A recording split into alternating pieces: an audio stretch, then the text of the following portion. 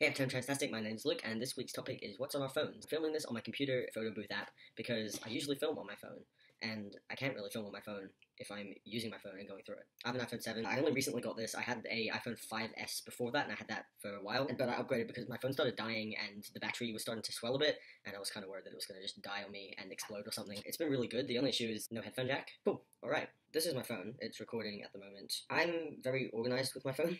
I like to make sure that I have pretty much everything in a folder. So most things are either in folders. If they're not in folders, they're apps that I use pretty much all the time. This other page has got other stuff that I use as well as not really much else because I like to see my background as well. But yeah, so we'll just start from the top. So I've got my photo and video apps, just the Photos app, and there's Pic Collage, Photo Editor, Wideogram. They're all apps just for editing photos. There's my camera, which again, pretty straightforward. That was a great view that you got there. So these are my health apps. So most of them are just like 10-minute workout apps or activity trackers, stuff like that. The running app's pretty good. The 7 is a pretty good workout app. It's just like 7-minute workouts. So that one's quite fun if you don't have time. So then there's calculator, pretty straightforward. App Store, weather, Duolingo. So at the moment, I haven't been keeping up with Duolingo, but I'm learning Esperanto, which is a constructed language. It's pretty cool. I haven't done it in a very long time, so I basically lost all of my things, but that's kind of fun. You can do a whole bunch of other languages on Duolingo. It's pretty great, but it doesn't have Chinese, which is really annoying because I wanted an app that I could use to practice Chinese, but there isn't really one that's good. If there is that I don't know about, please tell me, because I would really like an app that's pretty easy that I can use for practicing my Chinese. Then there's geocaching. I do that when I have time. Geocaching is a lot of fun if you haven't ever tried it. It's basically like a wildlife scavenger hunt. Geocaches are everywhere, and it basically gives you coordinates, location from where you are, and you can collect them. It's pretty cool. Google Translate, a QR scanner, find friends, find my iPhone, reminders, Apple Watch app, that's just the settings for your Apple Watch. LastPass, I can't remember what this is. I have lots of apps that I downloaded because I thought that they looked really cool and then I just never used. Oh, this one's to like store your passwords and stuff, but I never actually used it. And this is just a calculator converter that converts weight and time and currency and all that sort of stuff. Voice memos, Bitmoji, SwiftKey. SwiftKey is an app that you can use if you want to type with one hand and you can kind of like slide along the keyboard. Contacts, countdown. So 17 days, that's a countdown until my girlfriend comes to Hong Kong because she's coming to visit. So that's what the countdown's for. Clock, Safari, calendar. I use the calendar quite a bit. It syncs up with my iCal on my computer, which is really helpful, so I use that a lot. Food apps, all the food apps. So Hungry Jack's, which is the Australian version of Burger King. Menu log, Uber Eats. Oh, they've updated their picture. That's cute. Okay, Uber Eats definitely didn't look like that last time. I don't know why it's suddenly gone green. These are all basically just Uber Eats varieties. Boost Juice is a smoothie bar in Australia. Donut Time is a donut place in Australia. Guzman y Gomez is Mexican. It's pretty good. That's probably one of my favorite restaurants. Gmail. Music. So Genius, it analyzes song lyrics. I actually really like this because I like knowing what song lyrics are about. So you can search for a song or you can listen to a song and it will give you the lyrics and what they mean. So you can like highlight it and it will tell you what they mean. So I like that because I like to know what song lyrics are about or like what people interpret song lyrics to be about. So that's kind of cool. Shazam's just for listening to music and then just the stock Apple Music app. But I don't actually have any music downloaded onto my phone because it just took up way too much space and I didn't actually use it because it's Spotify. So that's just there. I just don't use it. Then we've got some games. So I've got Plague Inc., which is like it's kind of like Pandemic. So that's kind of fun. You can be like a virus or a bacteria, and then you're going to try and take over the world.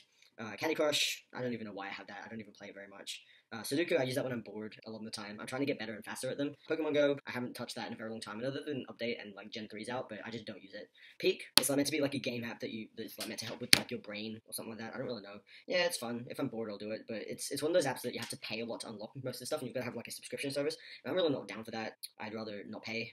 It's not really something that I just feel like I personally need to invest in. So I just have the free version and I don't download anything extra. So I've stopped really using that because it's kind of pointless unless you pay for it because you can only do some of the games once. So it's kind of shitty if you don't actually have the paid service.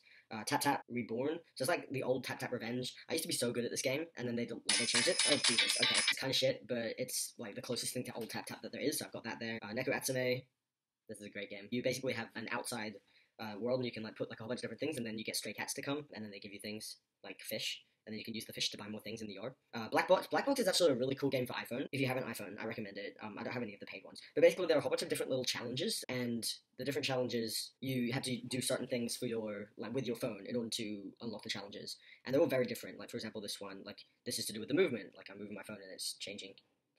Each actual like task has a different way of unlocking it, and you've got to try and work it out. So that's pretty cool. I like that. I pretty much finished it though. There are only a couple that I haven't, and they're ones that are a little bit difficult to complete. So yeah, whatever. Then there's Catan. I just downloaded it because I wanted a version of Settlers of Catan I could play on my phone, and I don't know if that actually is this. This is the only one that was free on the Apple Store though, so I haven't actually looked at this, but I'm hoping it's actual Catan because that'd be pretty cool.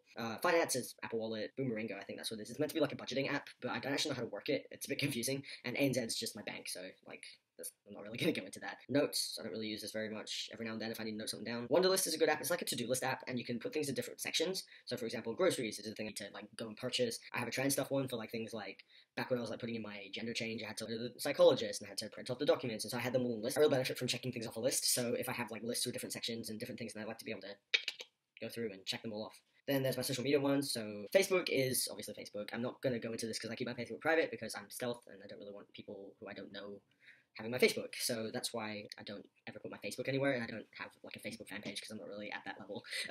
Snapchat though, if you want to add me on Snapchat, I'll see if I can find my code. So that's my code. You can probably scan that. I use it a lot. If people want to actually send me Snapchats, I will always reply, or majority of the time reply. So feel free if you've got any questions for me, if you actually want to contact me. That's probably one of the best way to contact me, that or Instagram direct message. But Snapchat, I'm very quick on. I'm always on Snapchat. I use Instagram for a bit as well. Skype, same.